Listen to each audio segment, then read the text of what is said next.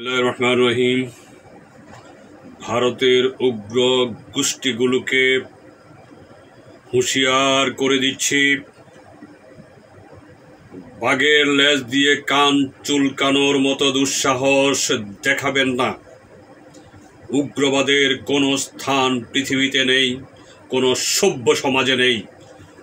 ভারতের এই উগ্রবাদীদেরকে আমি বলতে চাই, অনেক উগ্রতা দেখিয়েছেন।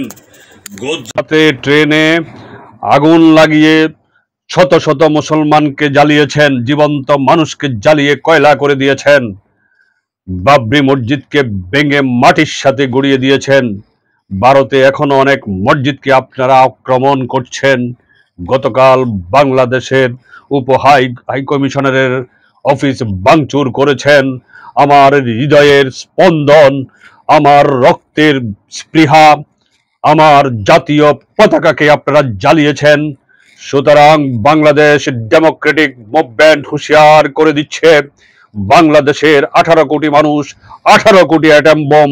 সুতরাং সাবধান হয়ে যান। আমাদের সাথে বাড়াবাড়ি করার চেষ্টা করবেন না।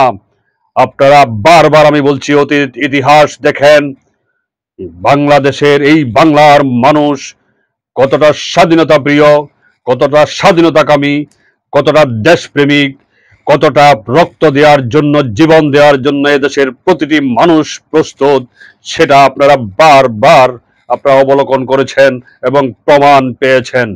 এবং আমি আরেকটি কথা স্মরণ করিয়ে দিতে চাই, 1965 সালে পাকিস্তান ভারত যুদ্ধে বাংলাদেশের সেনাদের যে দুঃসাহসী ভূমিকা, তার কাছে ভারত পরাস্ত হয়েছিল সেই দিন। আমি সেই ইতিহাস মনে করিয়ে দিলাম। সুতরাং সতর্ক হয়ে যান, আর বাড়াবাড়ি করবেন না। বাংলার মানুষ এই বাড়াবাড়ি সহ্য করবে না, প্রতিশোধ নিয়ে ছাড়বে। আর পশ্চিমবঙ্গের মমতা ব্যানার্জি, আপনাকে এদেশের মানুষ তো শ্রদ্ধা করত। আপনি ন্যায়সঙ্গত কিছু কথাবার্তা বলতেন। গত স্বৈরাচারী হাসিনা বিরোধী আন্দোলনের সময়ও আপনি আমাদেরকে আন্দোলনকে সমর্থন কথা করে বলেছিলেন।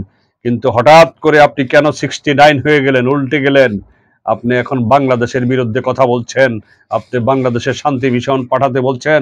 আরে শান্তি মিশন তো দরকার ভারতের, শান্তি মিশন দরকার পশ্চিমবঙ্গের, শান্তি মিশন দরকার হলো আপনার 7 সিস্টারে।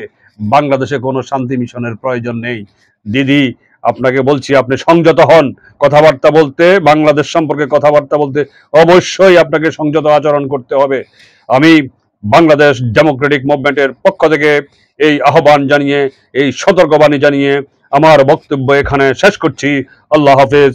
বাংলাদেশ জিন্দাবাদ, বাংলাদেশ ডেমোক্রেটিক মুভমেন্ট জিন্দাবাদ।